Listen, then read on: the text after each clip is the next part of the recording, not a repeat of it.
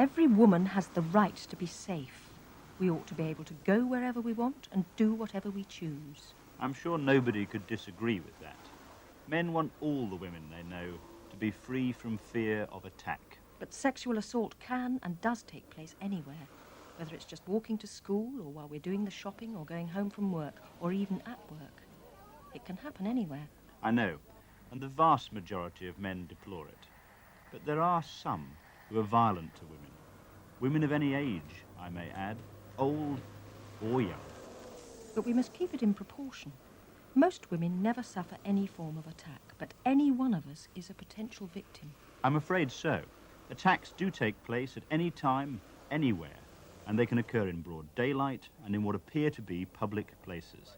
And even at home, women are not always free from sexual assault, nor in their various places of work. That's true, but there are some things we can do to lessen the risks.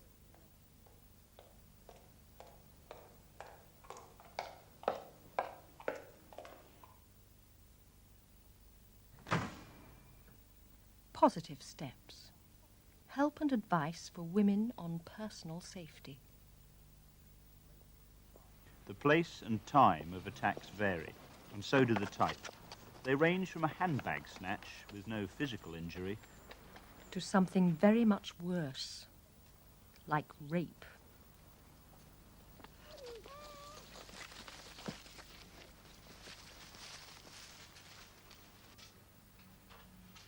I'm Jenny, and I haven't been attacked, I'm glad to say. But in my job, I've had quite a bit of contact with women who have. I think that's made me consider my own safety and what I can do about it. But one thing's certain, nothing's going to stop me going out and enjoying myself. I look at going out and about rather like driving my car. I feel I need to be positive about where I'm going, aware of who's around me, what they're doing, and I always try and think ahead as far as possible. Today's not at all unusual. I'm going out for the evening when it's light, but it will be quite late when I come back, so I have to think. Is this a good place to walk back to? Doesn't look too bad now, but when the offices and shops are closed, it will be pretty dark and lonely. So I think I'll go on to find somewhere much more open and better lit, even after dark. You see, here I can leave the car near a light, and there's a good chance of other people being around when I get back.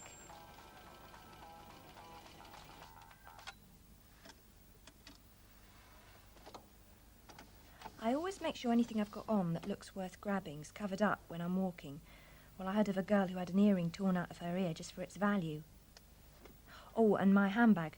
There's been several cases of a bag snatched from the passenger seat, so I always keep mine out of sight.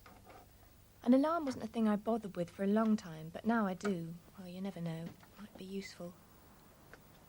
Oh, such a lovely day. It's hard to imagine anything nasty happening. But I know from experience that attacks do take place in broad daylight, so I do look round and walk positively. Though, like most women, I do feel more vulnerable at night, even though there don't seem to be more attacks after dark.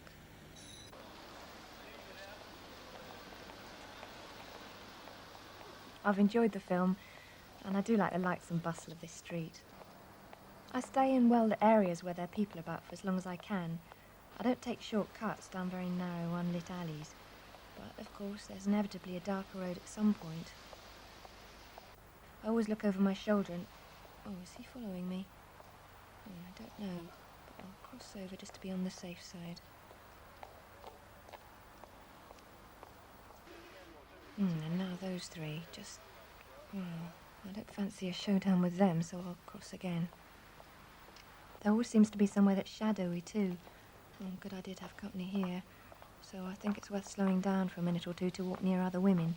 Oh, or a couple like these two.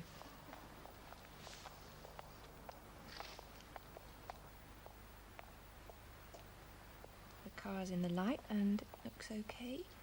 At least no one's broken in or is hiding inside. I have my keys ready in my pocket. It becomes a habit because I just don't want to hang about looking for them. Now, I always feel safer with the driver's door locked, but my sister, well, she says she might want to get out fast in a crash. I The car is very useful, but I don't always use it when I may have difficulty in parking. Of course, I haven't always had a car, and even now, if I do have to wait at a bus stop, I try to stand in the light and not look lost. And as for walking home, I used to do that. Walk home in a group, like them. It is foul weather and I feel rather mean, but I'll never pick up a hitchhiker. And I wouldn't dream of hitchhiking myself either, not under any circumstances.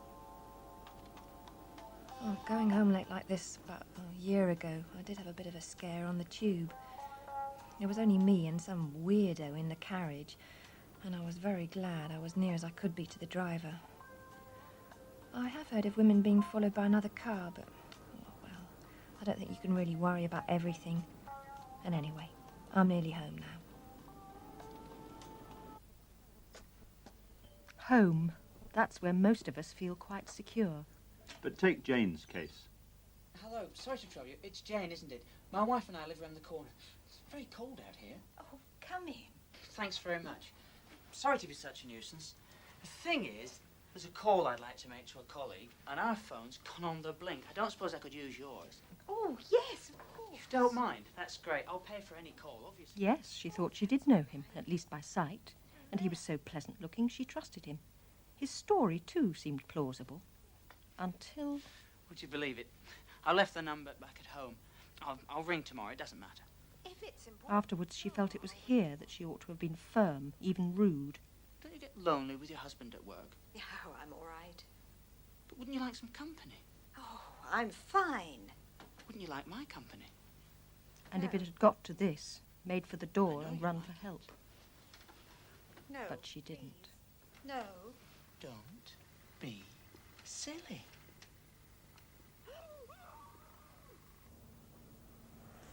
It's not always night when attacks take place, and they're not all on women who are young and attractive either. Some attacks don't leave any physical injury at all, but even so, they can be most distressing to the victim. Yes, old Mrs. Frost, for instance, found that you can't always take callers at their face value. Hello. From the council. Just come to check on the decorations. Now, if she'd had a chain on the door and used it, she'd have stayed in control of the situation. And if she'd taken his card and looked at it properly, she'd have seen that it was only a library ticket. Bit bloody flights of stairs I climbed to get here. And if she hadn't been worried about being thought old and silly, she'd have said he couldn't come in until she'd got someone to check with the council. But she didn't. Come to no harm. This sort of thing don't take too long, does it? What we got here then, eh? Some pension book. Oh, that'll do nicely. Thanks, Gran. Money. Pension. He's taken the lot. Working shifts as I do, I come home at all hours. My boyfriend worries a bit about that, and he suggested I cut down the bushes in the front garden to stop anyone hiding there. Oh, and he put up the light for me in the porch. There's no doubt being a police officer has made me safety conscious, and I probably think more about the security of my flat than some people. Went over it carefully when I first moved in. These window locks didn't cost a lot. I certainly draw the curtains after dark. Don't want to advertise to anyone passing that I'm here alone. As for home security, the old mortise was here, and the chain, and I use them. The chain especially when anyone calls. Oh, my one major purchase was this lock, and I think it was well worth it. Oh, I did think a spy hole would be useful too. Well, it's quite easy to put in, but I haven't got around to touching up the paint yet. Just another job to do. I don't think I've gone overboard on security, and anyway, you've got to keep it in proportion. So much else to do and to think about, including food. I'm starving. The police, of course, realise there have been many more attacks on women than have ever been reported.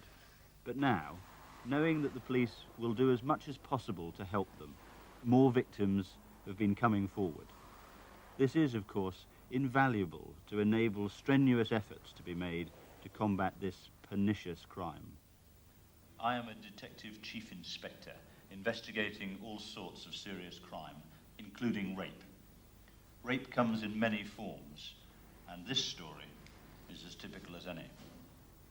Listen, don't hang around getting cold, Lynn. Yeah, as soon as, I'm afraid I'm sorry, I couldn't find my coat. Hi, Laura. Thanks, Lynn. It's a really brilliant party. Yeah, thanks a lot, Lynn. I'll Cheers give you a then. ring tomorrow. Bye-bye. Okay? Drive carefully. Bye. Yeah, bye. Please take care. Bye. See ya. Here we are, this is mine here. Alright. Mind your skirt.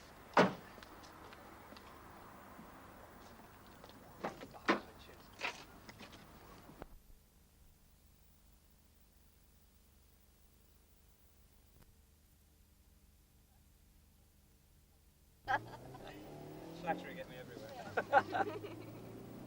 Which she looks quite good, actually. Well, she does for an old girl, yeah.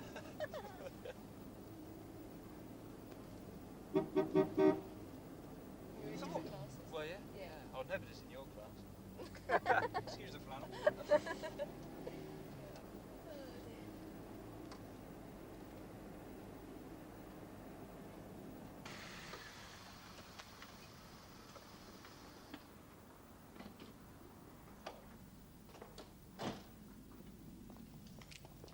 All right, Laura?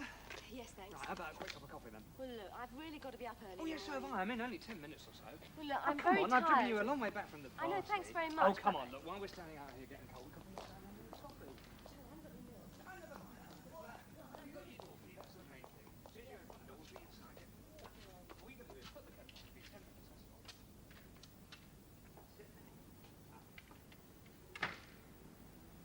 Laura herself felt that she'd been unwise. She'd only met Dave at the party. They'd both had quite a bit to drink, and there was no need to invite him in for a cup of coffee. But that's not the point. The point is that having a cup of coffee is not consent to sexual intercourse, and Dave had sexual intercourse with Laura without her consent, and that's rape. Rape is a very serious crime, and as such can only be investigated by a senior CRD officer. Come in. Oh. Good afternoon, sir. You asked me to bring you in. Yes, thanks very much indeed. Please sit down. Thank you. How are you feeling? I'm not too bad. Good. I just wanted to tell you what we've been doing. We've been back to see Lynn, who held the party, and we've asked about Dave. I'm afraid it looks as though so far Dave was a gatecrasher. But it also seems from those people that we've spoken to that somebody knew him. So we're going round all the party goers to try and track him down. I have no doubt that we'll find him, so don't worry. Since I saw you last night, I've now read the statement that you've written and which Jenny has helped you with. What I wanted to say was that it's a really very good statement, and that's a compliment to both of you because you've really obviously worked very hard on it. My job now is just to ask you a few questions. After Dave, the man you called Dave here, had left, so what happened then? Well, after that, I ran to my neighbour. I went next door. Mrs. Robertson, the neighbour, phoned 999. Oh, good. Have we got a statement? Yes, one has been taken, sir. Great, because that's really very important. You see, if Mrs. Robertson saw you, and she did see you, did she? Did you run round there? Yes, I went straight there. Yeah, so if she saw you, then at that stage, we need a statement as to what kind of state you were in. That's really quite important. After you reported it to us, some of the best evidence we've got is provided by the fact that you didn't wash or change your clothes. That's going to give us a lot of forensic evidence, I hope. I know you've had to go through a medical, but it's got two purposes, that medical. Firstly, to make sure that you are not badly injured internally, which I'm glad to say you know you're not. And secondly, to provide us with forensic evidence. So what we're going to do now is just, as I say, chat through what else you can tell me about. Try and think a little bit more about Dave. Oh, I know I shouldn't have let him in. I know, I see that now. I mean, One of the things that we're going to go on telling you, reiterating to you, is it's not your fault. You've got to understand that. It's really important to you. It is not your fault. You mustn't feel guilty, because everybody who sits in this chair with Jenny and I, who's been through what you've been through, will tell us, I feel terrible, it's my fault. It isn't. You've got the right to say no. You've got the right to say no at any stage, and our job now is to help you build back up again. You mustn't be worried about it being your fault. I didn't think that you'd believe me. Well, we have. It's a very serious crime. You're not the criminal. I don't ask a man who's been burgled whether it was his fault. It's the rapists and the burglars who are the criminals, not you. Will I have to go to court? If, and I say if, but really I mean when we catch him, we'd like you to go to court. Now, court's not the most pleasant of experiences, I've got to tell you that. But we'll help you. We'll talk about it. Jenny will be there. I'll be there. And Elaine from the victim support will be there. Have you contacted victim support? Yes, I've called Heather Barnett from the victim support scheme. She was with Laura last night, and in fact she's waiting outside for her now. That's good. Hey, don't worry. Don't worry. You're all right. Hey, now, Laura, honestly, it'll be okay. I promise. Well, look, I'll tell you what, Jenny, if you sit here with her, I'll go and get a cup of coffee. No, it's all right. It's just a relief that it's over. I just thought I'd be left all alone. I was just frightened. Well, you're not alone. You really are not alone. You'll be okay. Would you like some coffee? Yeah, I've just remembered something else. When in the car, there was a sticker on the in front of me. It was a club sticker, a nightclub. What was the name of the nightclub? I think it was the Pits. It was the Pits nightclub. The Pits. What did it look like, this sticker? What kind of colour was it? It was black. It was black with white writing on it. Excellent. And where was it? It was on the windscreen, just in front of me. That's really good. Well, look, I can check out the Pits. In fact, I think I pretty much know where it is. So, if they've got a sticker, then that might take us to him. That's great. Okay, I'll get the coffees and then we'll come back in a couple of minutes. Unfortunately, it is unrealistic to think that good police work alone can prevent all crimes against women. Nor can women themselves prevent all attacks. But by being aware and thinking ahead, we can lessen the risks.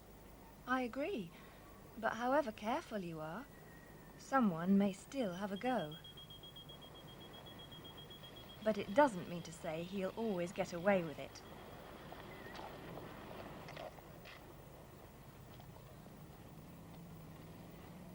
I'm speaking from 743-1747. I'm WPC.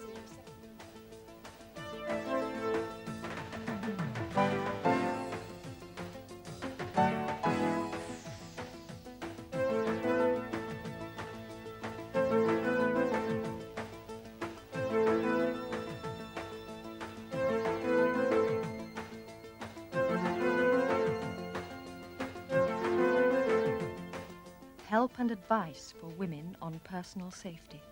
A booklet entitled Positive Steps, giving helpful advice, is available from Signet Films, Bilton Centre Studios, Coronation Road.